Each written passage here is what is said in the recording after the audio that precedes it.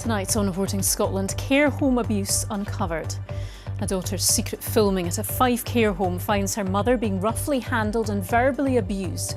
5 people were sacked over the incident. All I keep asking for is just that basic care needs are met. I just want a safe passage for Mum in these last few years of her life. Also on tonight's programme, the Old Firm will have their ticket allocations for their next Scottish League Cup game at Hampden reduced as punishment for fans' use of pyrotechnics. The woman who stole £86,000 from a cancer charity set up in memory of her best friend's daughter has repaid the money.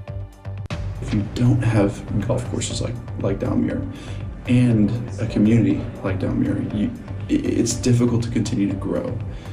Why US Open champion Bryson DeChambeau is wading in on the campaign to save Dalmuir Golf Course near Glasgow. And in the sport, I'm in Istanbul as Rangers prepare to take on Fenerbahce and Jose Mourinho in the Europa League. Hello, I'm Laura Miller. Welcome to Wednesday's programme.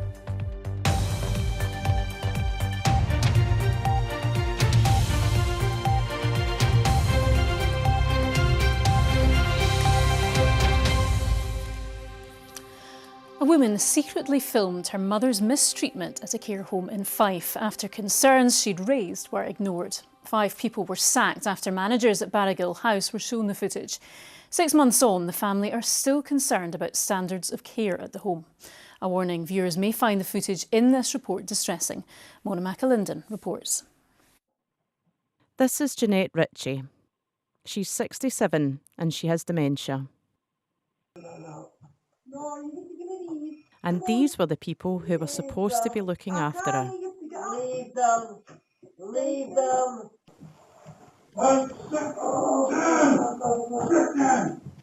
Jeanette moved into Barragill House a year ago.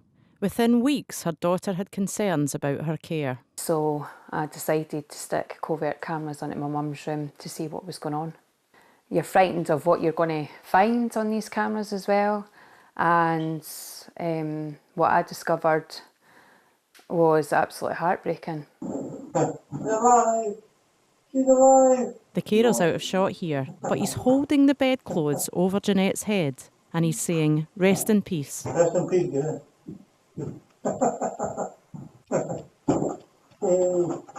Staff verbally abusing her, emotionally abusing her, telling her that she's stinking, using my name against her. It was actually a very difficult watch. Nicola complained, but kept the camera secret. She says nothing changed. My mum was getting left overnight without any welfare checks being completed. My mum's doubly incontinent, so she's been left lying covered in urine overnight. Her skin began to break down. Her family didn't want to move Jeanette, believing it would be too disruptive for her. So Nicola continued to make complaints, which were ignored. But soon the family had seen enough. They confronted the care home with the footage. 5 members of staff were sacked after an investigation by the home. 6 months on, the family were still so concerned about the standard of care at the home that they complained to the Care Inspectorate. These complaints are only to make sure that the home operates at a better level. It's not just for my mum, this is for everybody. Inspectors upheld 4 complaints about Jeanette's care. They said her personal care needs are not always met and her medication is not always administered properly. In a statement, a spokesperson for Barragill House said, "Following concerns raised by Mrs Ritchie's family in June of last year, we took immediate action which resulted in the dismissal of 5 members of staff. A subsequent unannounced inspection noted her good staffing levels and her commitment to kindness and respect. And we continue to work closely with all relevant authorities to make improvements, including a revised care plan for Mrs Ritchie." The Care Inspectorate has given the home a deadline to improve. All I keep asking for is just that basic care needs are met. I just want a safe passage for Mum in these last few years of her life. Nicola Hughes there speaking to Mona McAlinden. And details of organisations offering information and support with elderly care are available at bbc.co.uk/actionline, or you can call for free at any time to hear recorded information on the number on the screen now. Celtic and Rangers will have their ticket allocations reduced for the next Scottish League Cup game at Hampden after pyrotechnics were let off by fans during the competition last year. The Old Firm clubs, along with Motherwell, were charged by the SPFL after both semi-finals were disrupted by the use of flares. Well, our Sports News correspondent Chris McLaughlin is here now. Chris, we have talked about this issue many times before, but how significant is this punishment? Probably more significant than most people might think, Laura, to be honest. 500 doesn't seem like a huge number. Celtic and Rangers regularly take 20,000 to Hampden. But the SPFL here are trying to send out a message. Now, for most fans who take pyrotechnics to football matches in Scotland, they know the chances of repercussions so far have been pretty slim.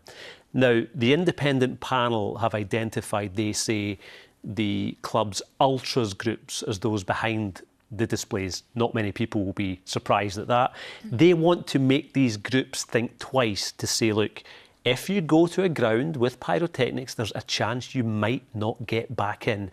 That's the message from the SPFL. Will it be a deterrent?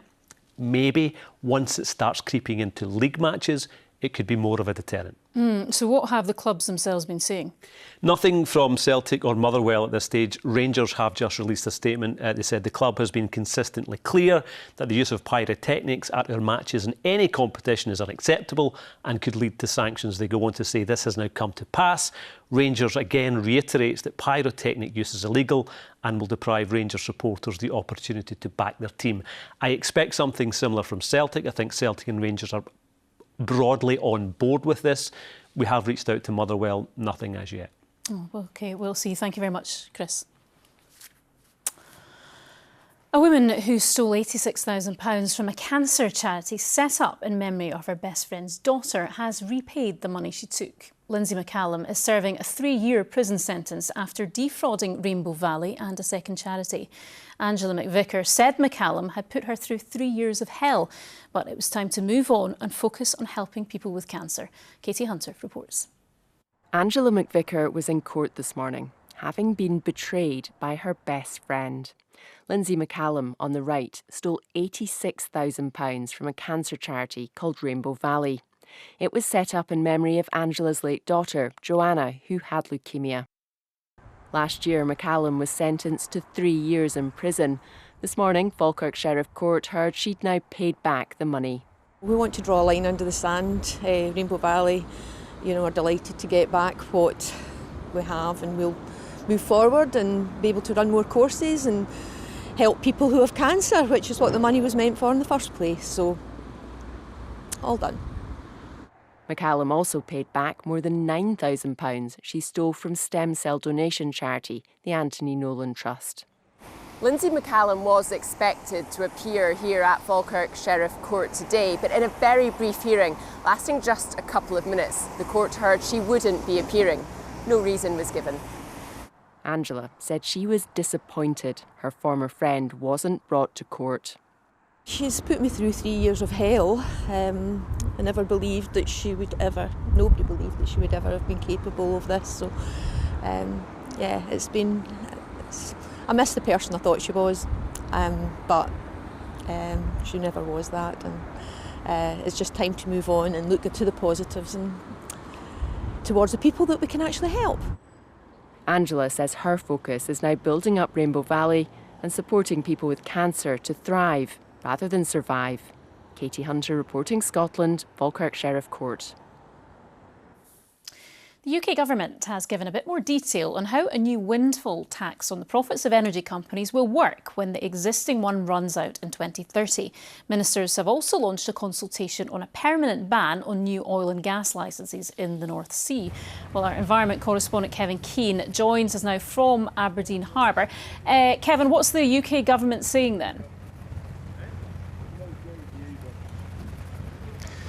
Yeah, well, on licences, Laura, this is about the UK government's manifesto commitment and how that will work in practice. Remember, that was for there to be a ban on new oil and gas exploration licences in the North Sea. Now, the inflexibility of that has been frustrating for the industry, and they'd like to see some exceptions. For example, if an existing oil field extends into an area, a neighbouring area that's not covered by an existing licence, that's the sort of detail that'll be thrashed out out in this consultation, but the fact that it's in there as a possibility does suggest there's potential for some wriggle room. And so I asked the Energy Minister on a visit to Aberdeen today whether he could absolutely guarantee that there will be no oil and gas produced from areas that don't and aren't covered by existing licences.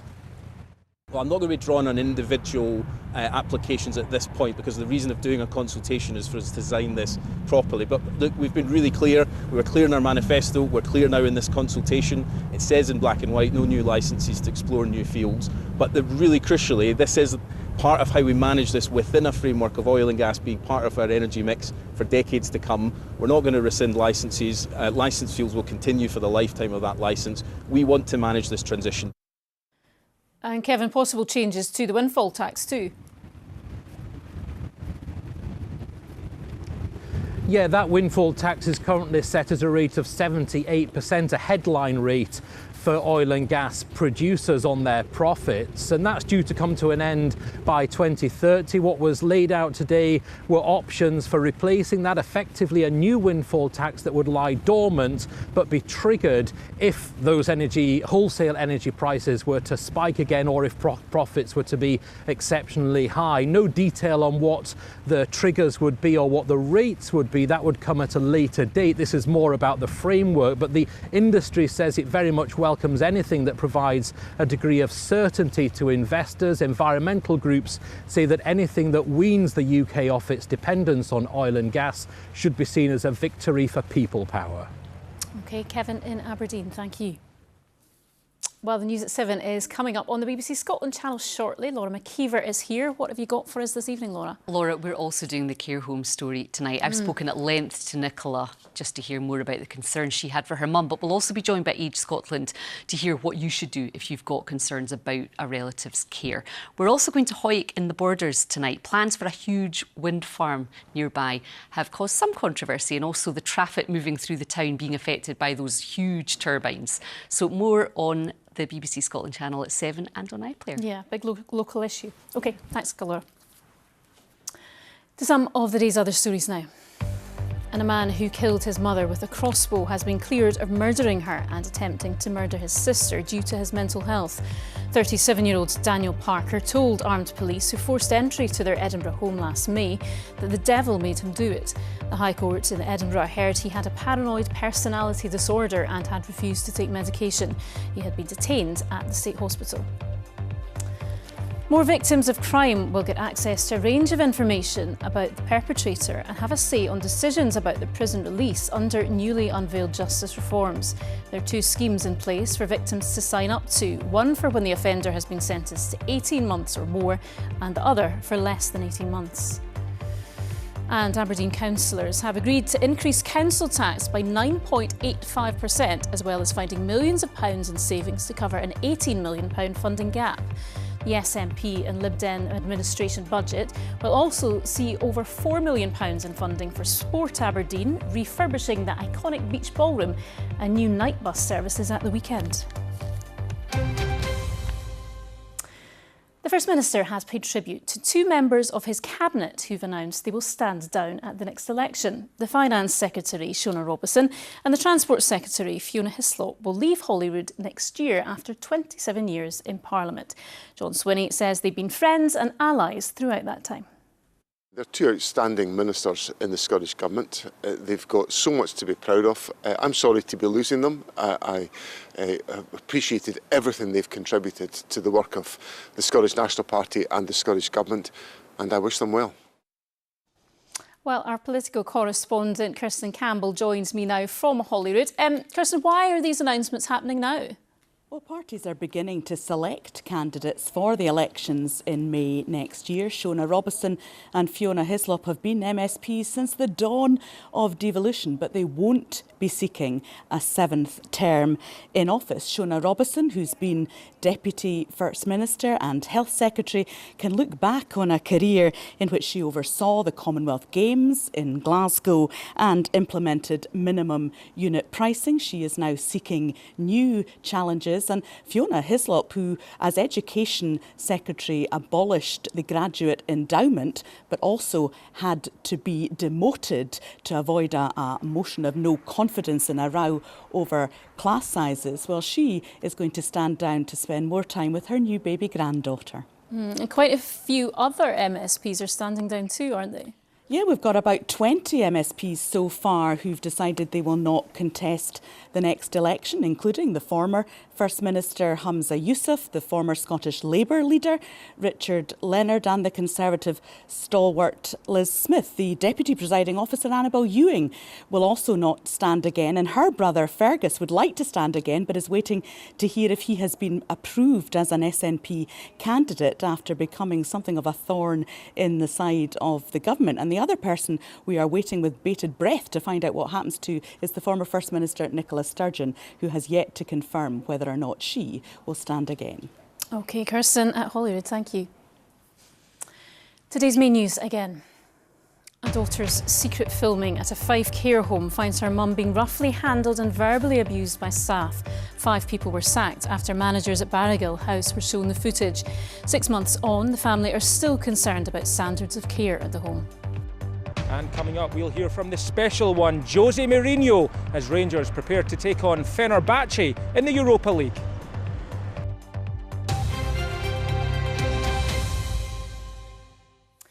Now, what connects Dalmuir in West Dunbartonshire with US Open champion Bryson DeChambeau? Well, the superstar golfer has just intervened in the fight to save the municipal course there. The council is discussing its future at a meeting this evening. DeChambeau was alerted to the cause by a local caddie. Hazel Martin has the story. He's the reigning US Open champion, and today Bryson DeChambeau turned his attention to West Dunbartonshire, urging the local authority to keep Dalmuir Golf Course open. What's up, everybody? Bryson here.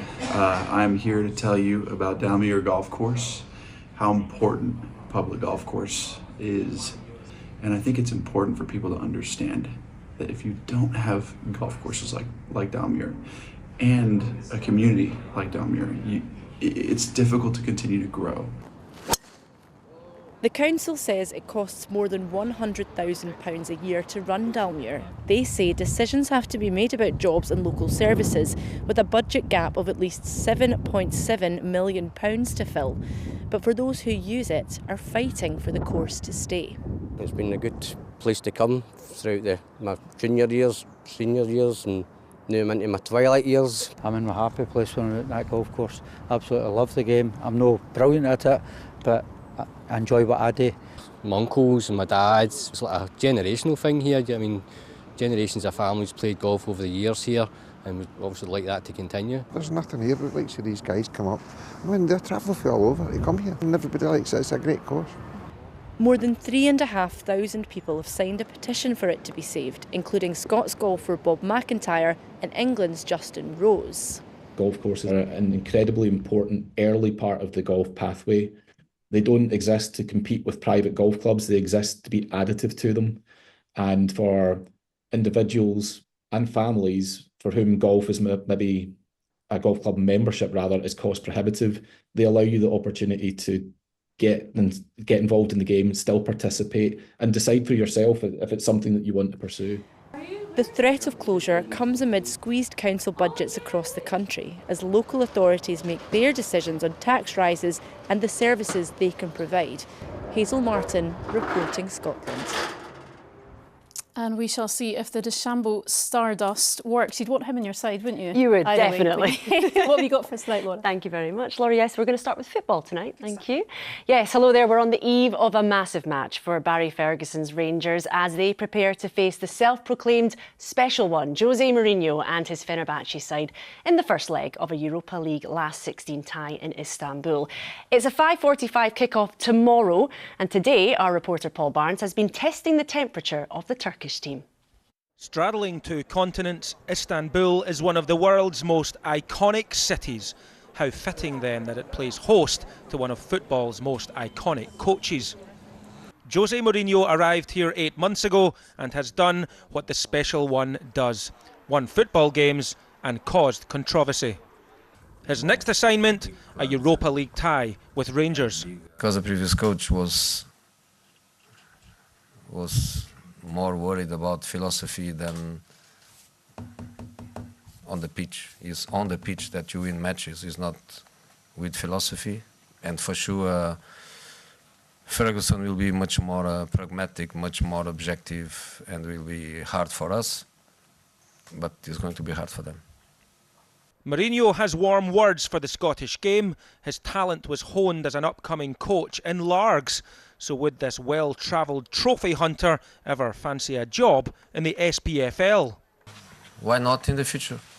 People can say that the Scottish League is a league of two teams, but it's a league of passion. It's a league of passion. And for me, passion in football is something that, for me, is everything. In Rangers, Mourinho faces a club in transition. Europa League form that belies their domestic woes, and a new interim head coach in Barry Ferguson. Barry's a real special one. Barry Ferguson's a real special one. Like. We battered Celtic in, was it January, and then we get beat with Queen's Park, beat with Motherwell, beat with St Mirren, like beggars belief, and you go out and play a decent team in Europe, and for some reason it's different. Can't explain it, it's beggars belief. Rangers have never won in Istanbul. Can they carve out another small slice of history tomorrow? Well, can they indeed? Paul Barnes joins us now live from Istanbul. So we've heard from Jose Mourinho and Fenerbahce. Paul, what about Rangers? They were travelling out there today. Well, I think it's a really interesting match-up, Laura, isn't it? Rangers' domestic form has been patchy, to say the least. Recent defeats to the likes of Motherwell and St Mirren led to the sacking of Philippe Clement, and Rangers have a new interim head coach in Barry Ferguson, who's a complete novice, certainly, in coaching terms at this level. And it'll be really interesting to see him pit his wits against one of the great coaches of the modern times in Jose Mourinho. I can tell you the Rangers team arrived at the stadium just behind me a short time ago. They were due to arrive about an hour ago, but the Istanbul traffic at this time of night is pretty difficult to wind through. Interesting match-up for Ferguson against Mourinho, and the Rangers head coach has been speaking in his pre-match press conference just in the last 5 minutes or so ago, and I think we can hear from him now. Yeah, first and foremost, I think the team's done brilliant to get to this stage. Now you're up against a very good Fenerbahce team with some, in my opinion, top players. We've watched them closely over the last 3 or 4 days since the game at the weekend. And as you know, they've got a top-class manager as well. So, yeah, we're expecting a really tough game, but we're prepared in the right manner. And hopefully tomorrow, when we wake up, there'll be a few more available for selection. From Europa League to Scottish Cup, and we're edging closer to the quarter-finals, which kick off on Friday with Hearts against Dundee. The Dark Blues boss Tony Docherty says they would make history by winning the tie. Dundee haven't been in a Scottish Cup semi-final since 2006, and despite having a challenging time of it in the league recently, they enjoyed a 4-0 win against Airdrieonians in the last round. Docherty hopes his side can build on that. There's an opportunity to go and make a wee bit of history there. First time in 19 years getting to Hampden, get to a semi-final, and we've already done that in this competition. We beat Dundee United in previous rounds, and that was the first time in 69 years, I believe, that they beat Dundee United in the Scottish Cup. So it just gives you the opportunities, and as a team, as a club, we're in a good position. We've got an opportunity to get to a semi-final, so it's a really exciting prospect. Rugby now, and Scotland forward Xander Fagerson says fine margins have prevented the team adding to their single victory in this year's championship. Scotland won their opener against Italy, but successive defeats by Ireland and England mean Gregor Townsend's side sit 4th in the standings. For front rower Fagerson, the side must stay in the moment when they host Wales on Saturday. I think we put out some really good performances in these 3 games. It's all about just those split seconds. It could be a bubble of a ball, the bounce of a ball, and then opposition gets a quick turnover and puts you on your 5-metre line. They come away with points. So it's just all about making sure you stay in the moment. You can't switch off for 1 second because there's so many dangerous players and dangerous teams you're playing against. It's a pretty cutthroat competition, To boxing, and Josh Taylor says becoming a two-weight world champion would be the perfect response to those who believe he is finished as a top-level fighter. The Scot fights England's Ekau Essuman at Glasgow's Hydro in May, moving up 7 pounds to compete in the welterweight division for the first time. I probably should have done it right after I won the Undisputed title, but I had made a deal with Jack, shook his hand, and the management team as well, that I would, if I got the fight against Ramirez and won, I would give him the first shot, and I stuck to my word. But in hindsight, I should have probably moved up then. I've maybe stayed at 140, maybe for one too many fights. But it's a nice new start, especially at the ripe old age of 34. Prime of my life, though. Maybe we're all in the prime of our life. Yes, still at it 10 years later. Thanks, Laura. It looked lovely over in Istanbul, Christopher. Yes. How's it looking here? Well, sunshine was in short supply today, wasn't it? It was mild, though. Yeah. 16 degrees at Tain, near the Dornoch Firth. That was the warmest part of the country today, but sunshine in short supply. Thanks very much indeed. Good evening to you. Yes, we had a lot of cloud around today. Once again, windy. The second day in a row, we saw storm force winds in Shetland and outbreaks of rain too. And that wet weather still with us this evening and overnight, chiefly in the west and tending to intensify as we head through the early hours and work its way northward. Still blustery around the coast. Temperatures nothing too cold, around 5 to 8 Celsius in our towns and cities. So to tomorrow, and we've got that wet weather in the far north pulling away. Much of the mainland therefore dry, but fairly cloudy. There'll be some brightness coming through, probably more so than we saw today, and the best of it likely in the east or to the north of high ground. So mid-afternoon, here's a snapshot at 3 o'clock, 13 degrees through the central belt. That's going to feel quite pleasant, but there will be a fair amount of cloud around to contend with. In the east, that's where the best of the sunshine will be. In the northeast, 15 or 16 degrees is possible once again. Still breezy through the Minches, and that rain pulling away from the Western Isles, pulling through Shetland as well, but much lighter winds in Shetland compared with the last couple of days. Tomorrow evening, rain pushing in from the west and the south. Bit of a pincer movement, so a cloudy and a damp night. That takes us to Friday. It's a northwest-southeast split. Sunniest in the northwest, cloudy elsewhere with some outbreaks of rain through Lanarkshire, Edinburgh, the Lothians and the borders. Temperatures still mild, 11 or 12 Celsius for many, cooler in the far north with 1 or 2 showers for the Northern Isles. This weekend, we've got low pressure circulating in the Bay of Biscay, but really it's this weather front that we're interested in, bringing some outbreaks of rain. Also, it's the dividing line between mild air to the south and cold air to the north. And next week, that cold air moves in. Before we get there, let's take a look at the weekend. This is Saturday. You can see it's a cloudy picture, a few showers around, wet in the north. Temperatures for most still around about the double digits, mild in the south, 15 degrees there in Dumfries. And then on Sunday, that wet weather still with us in the north, but the winds now coming in from the northeast, feeding in colder air, and that makes next week it will be chilly by day and by night too. That's the forecast for now. Thank you, Christopher. And that's it. The late news is at 10:30. Enjoy your evening. Good night.